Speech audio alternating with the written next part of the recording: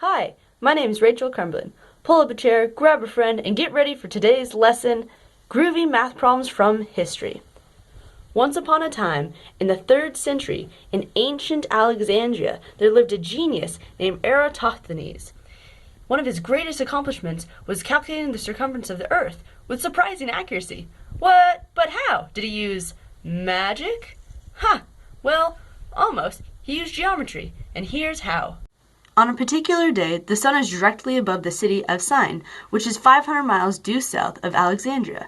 Since these two cities are on the same line of longitude, that means that noon happens at the same time. This gave Eratosthenes an idea. So, he went outside and stuck his staff into the ground, perpendicular. Then he measured the angle of elevation from the tip of its shadow to the top of the staff. This angle turned out to be 82.8 degrees. To see the bigger picture, he drew a diagram like this. The circle is Earth, with E representing the center of the Earth, S the city of Syene, A Alexandria, line AB is his staff, and line AC is the shadow. These yellow lines are rays of sunlight, which are practically parallel to one another because of the distance from the Earth to the sun. If we look a little closer, we see a familiar shape. A triangle. Simplified, it looks like this. We already know angles BAC and angles ACB, but we don't know angle ABC. To find this, we do simple calculations.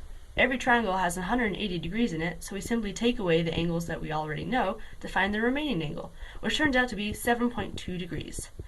Since we know that these rays of sunlight are parallel to one another, that means that line EB is their transversal. By using the alternate interior angles theorem, we know that angle ABC is equal to angle AES. So, angle AES is 7.2 degrees. What does that mean? Well, let's look at it in relation to the whole circle.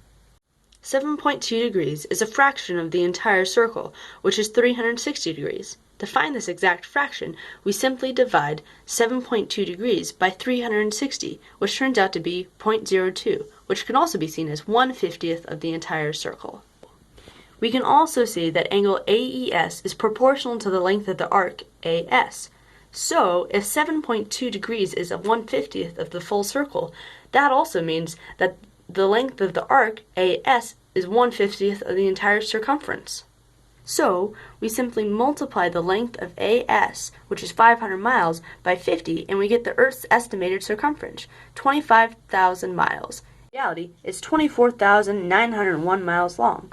Whoa, pretty dang close there. Now, just like Eratosthenes, you have calculated the circumference of the Earth using simple geometry. Groovy!